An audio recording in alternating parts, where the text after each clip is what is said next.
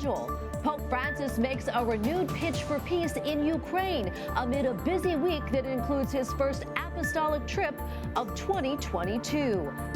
Home and abroad. President Joe Biden is back from Europe. We recap his trip and examine why his new budget proposal has concerns for the faithful. Congressman resigns, why a Catholic pro-life lawmaker is stepping down. And remembering Mother Angelica. A high-profile church leader celebrates Mass in honor of the foundress of EWTN. On EWTN News Nightly for Monday, March 28th, 2022.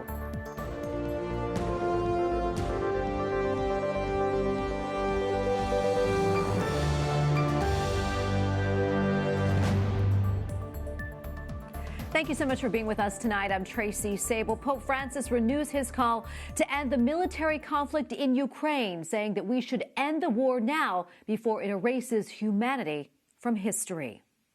L'umanità comprenda che è giunto il momento di abolire la guerra. At a Sunday address, the Holy Father launched another powerful appeal for an end to the barbaric and sacrilegious acts of violence. The Pope also noted, quote, "We should not accustom ourselves to war, but we need to convert today's disdain into a commitment for tomorrow." Joining us now from Rome is Andreas Tannhauser, EWTN Vatican Bureau Chief. Andreas, good to see you. Can you tell us a little bit more about what Pope Francis had to say? Yeah, thank you, Tracy. And you're right. After the consecration on Friday, the Pope again condemned all actions of war just yesterday during the Sunday Angelus. Before more than 30,000 faithful who came to St. Peter's Square, he said that we need to reject war, a place of death where fathers and mothers bury their children, where men kill their brothers and sisters without even having seen them, where the powerful decide and the poor die. And then he continued saying, before the danger of self-destruction, may humanity understand that the moment has come to abolish war, to erase it from human history before it erases human history. So, as you can see, strong words from Pope Francis.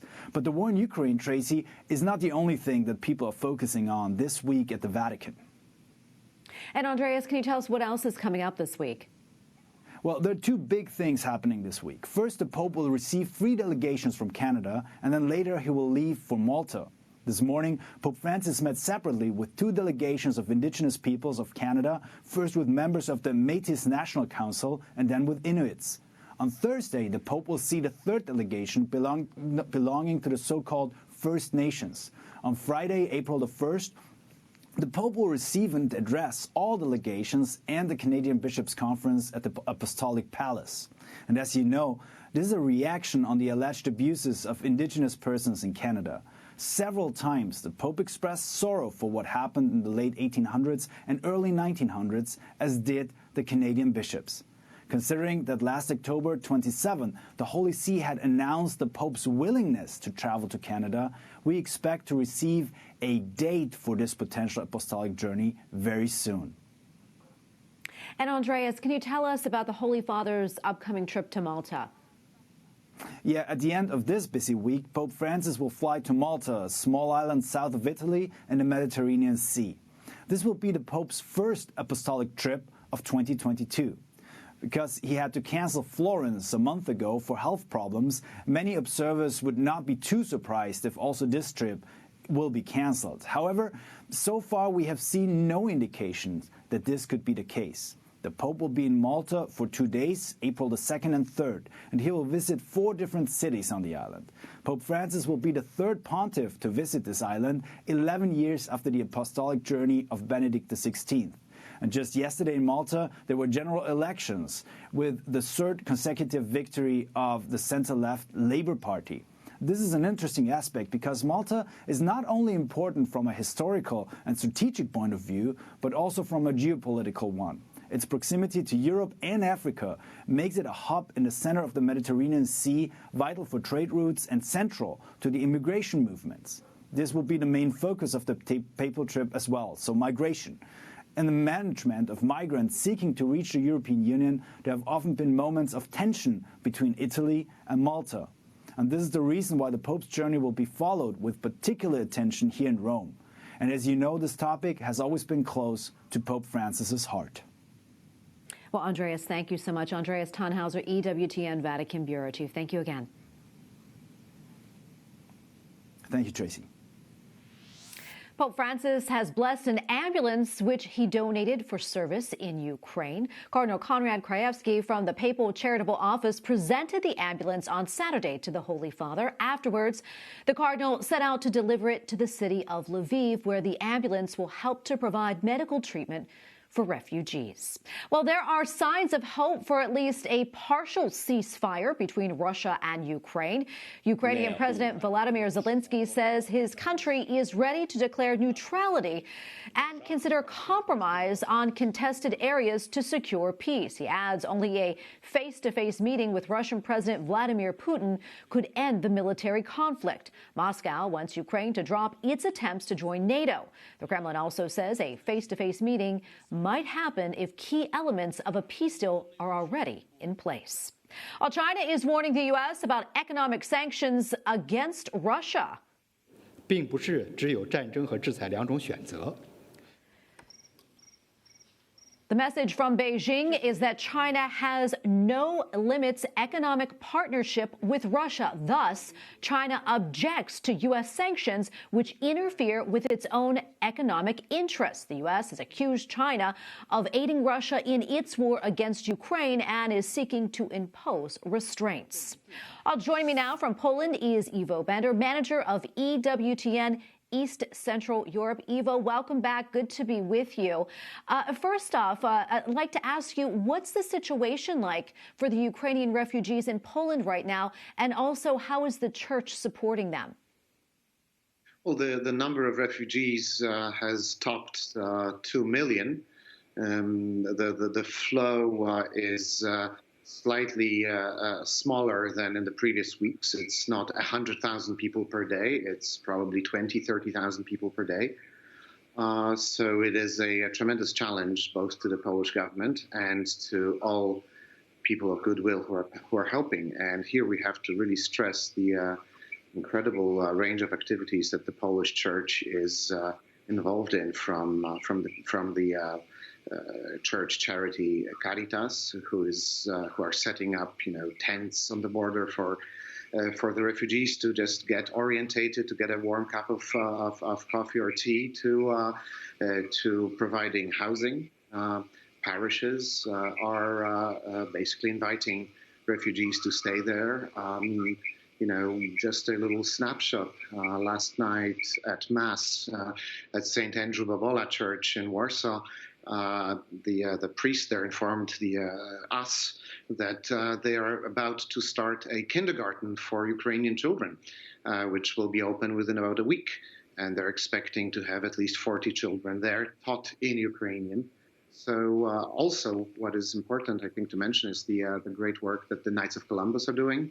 The Knights of Columbus have been in Poland for now about a dozen years. And there are also some councils in Ukraine. So there's this direct line which enables them to make sure that the help reaches those who are truly in need. Yeah, the outpouring of help certainly has been absolutely incredible there. Another thing I want to talk about is, President Joe Biden concluded his trip to Poland. Can you talk to us more about that trip and also how he was received there in Poland? Well, it was a very important trip because, Poland is literally, we have a war on our doorstep. So when the Russians are shelling or rather launching missiles at Western Ukraine, the windows in border towns in Poland shake. And we are very concerned here about how this situation might develop. So the president's presence was extremely important because he reiterated the validity and the importance of Article 5 of NATO, which says that an attack on any member of the alliance will mean an attack on all of them, and will be met with response from the might of NATO. And here, the president was not mincing words, which was welcome, very welcome in Poland. We have about a minute or so left, Ivo. I want to talk about something sort of on a different note. During a meeting with Pope Francis today, Archbishop Stanislaw Gadecki expressed his concerns about the German synodal way. What more can you tell us about that discussion and the concerns that were raised? Well, very briefly, Archbishop Gondecki, I think it's worth mentioning, right at the beginning of the invasion, wrote a personal letter to Patriarch Cyril of the Russian Orthodox Church, in which he actually asked him to talk to Mr. Putin to stop this war. So this is definitely one of the subjects that was raised during the meeting with the Pontiff. But yes, also Archbishop Gondecki mentioned that the synodal way in Germany is, in his view, damaging to the Church. And he has also spoken then during an interview that the Pope seems to be having a certain distance towards this endeavor of the German Catholic Church, seeing it as a move towards Protestantization of the Catholic Church, which interestingly is not really welcomed by many Protestants in Germany. Well, Ivo, we'll leave it right there. Thank you so much for weighing in on everything. We really appreciate it. Thank you very much. Well, as President Joe Biden deals with Ukraine and the fallout from a controversial comment, he is also releasing a new $5.8 trillion budget proposal that raises concerns for pro-life supporters. White House correspondent Owen Jensen reports. Owen. Tracy, before the cameras today, President Joe Biden presented his multi-trillion-dollar budget. It includes money for things like defense and domestic programs, and even interest on the national debt. It does not end there. In the White House State Dining Room, President Joe Biden talks about his new budget proposal, calling for lower federal deficits, more money for police and education, and higher taxes on the wealthy, going after households worth $100 million or more. Well, the budget I'm releasing today sends a clear message to the American people that what we value. First, fiscal responsibility. And very troubling for pro-life proponents, the White House says the budget provides $400 million, an increase of nearly 40% over the 2021 enacted level, to the Title X Family Planning Program, which provides family planning and other health care to low-income individuals. This increase in Title X funding would improve overall access to vital reproductive and preventive health services and advance gender and health equity. It's disappointing but not surprising to see the massive increase of funding for Title X Family Planning funding stream. The Biden administration has sought to use this funding stream to put money back in the coffers of organizations like Planned Parenthood. Another paragraph in the budget is called Supports Women Veterans Health Care. Part of it proposes to eliminate co-payments for contraceptive coverage. Meanwhile, as Russian state television today showed widespread destruction in the Ukrainian city of Mariupol, reaction is still coming in from what President Biden said about Russian President Vladimir Putin at the end of a major speech Saturday in Poland. For God's sake, this man cannot remain in power. A Kremlin spokesman today told reporters the statement, quote, undoubtedly causes alarm. Number one, I'm not walking anything back. The fact of the matter is I was expressing the moral outrage I felt toward the way Putin is dealing in the actions of this man, just brutality. The president also told reporters today that his comments about Vladimir Putin were his personal feelings and that he was not calling for policy change. He does not apologize for those comments. And by the way, he also said that NATO has never been as strong as it is today. At the White House, Owen Jensen, EWTN News Nightly. Coming up, why a Catholic pro-life member of Congress is stepping down. Plus, analysis of President Biden's trip to Europe from the Spectator's Amber Athey.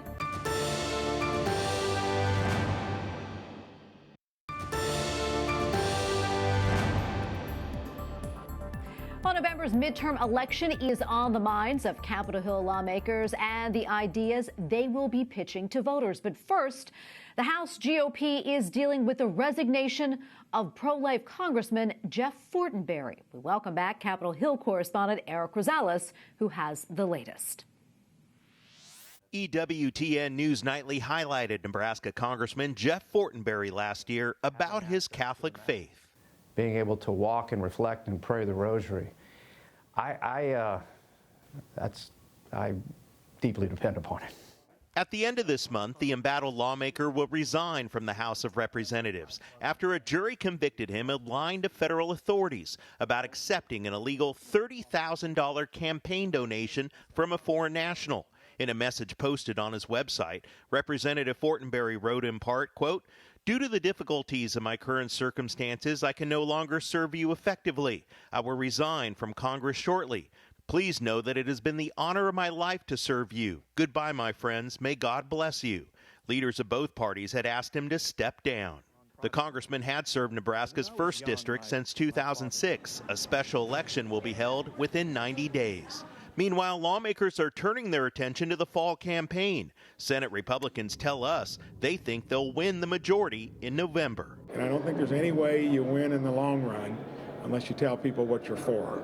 So I'm a big believer, Rick Scott's been out there, that you cannot win as a party of no or I'm not interested. I think at the end of the day, most people know what we stand for because we've been complaining so much. But, you know, it wouldn't be bad for us to come out with 4 or 5 of the main things that we're obviously concerned about. Senator Rick Scott, who heads up the Republican election efforts, has put out an 11-point plan calling for higher taxes. That doesn't sit well with Senate Republican leader Mitch McConnell.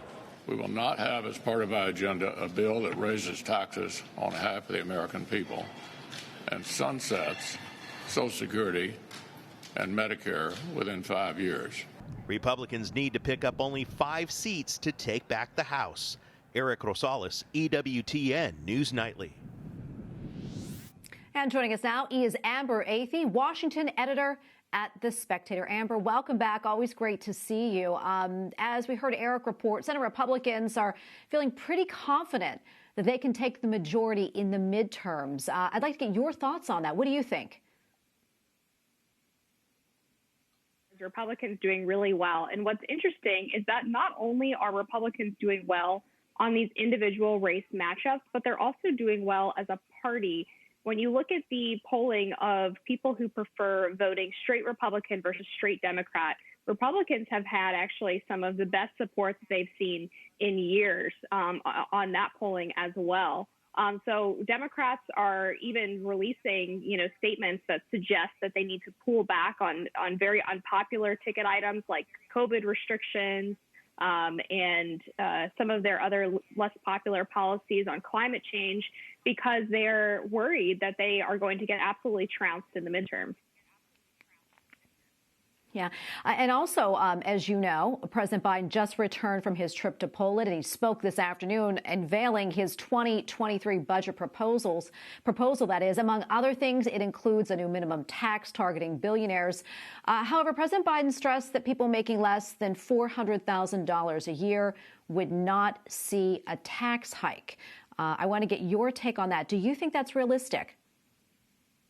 That's really hard to believe, considering he made this promise during the campaign, and all of the independent tax think tanks in the D.C. area did analysis of Biden's plan and found that it would be impossible for him to implement some of these tax hikes without them going onto middle-class Americans as well. And of course, the other problem is that even when you do raise taxes only on people who are wealthy or billionaires, those things do tend to trickle down into everyday Americans' wallets, whether through hikes on the price of consumer goods or just generally inflation. So it's not as clear-cut as Biden makes it sound. I'm not opposed to increasing taxes on wealthy people out of mere principle, but the problem is when it goes into practice, it usually does end up affecting average Americans as well.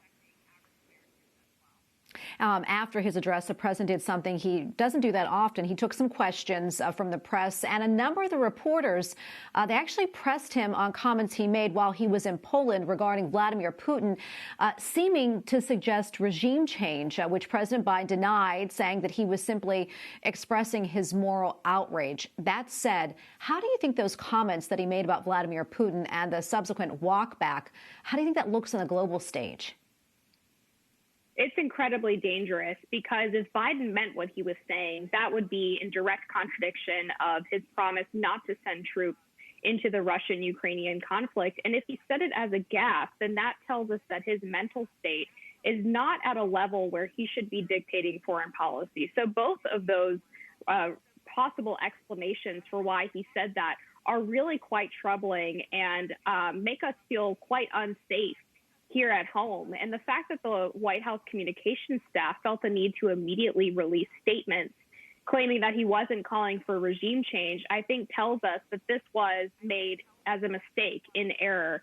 And again, that is a really scary thought, to think that we have our commander-in-chief overseas saying things that he doesn't mean. That's horrible for foreign policy, and it ramps up tensions and certainly provokes bad actors like Russia to try to test the limits.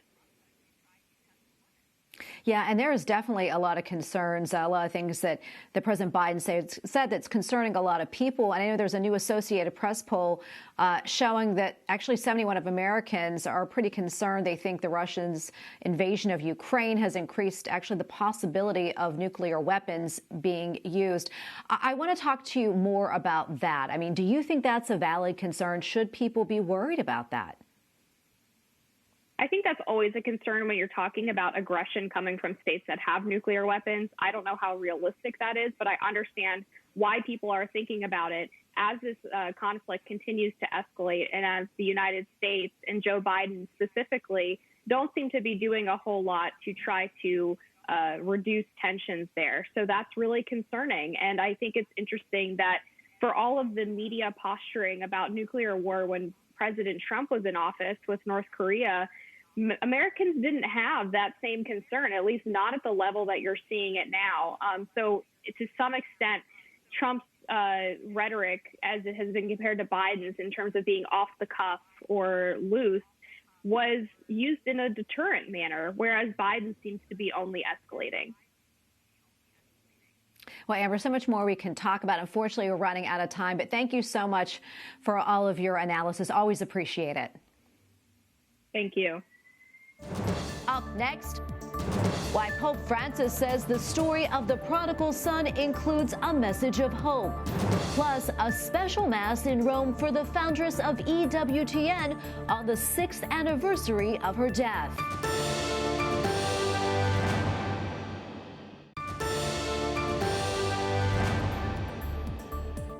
Catholics in the Dominican Republic protest against abortion.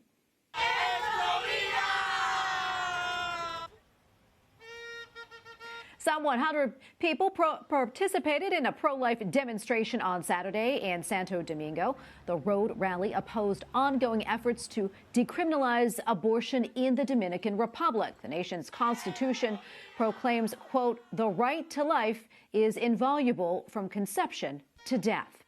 Pope Francis invites the faithful to learn to rejoice like the father of the prodigal son. Sempre. Dio perdona sempre. Prior to his Sunday talk with pilgrims at the Vatican, the Holy Father said the story teaches us God is a father who forgives even our worst sins. And God will always welcome us back and rejoice when we return.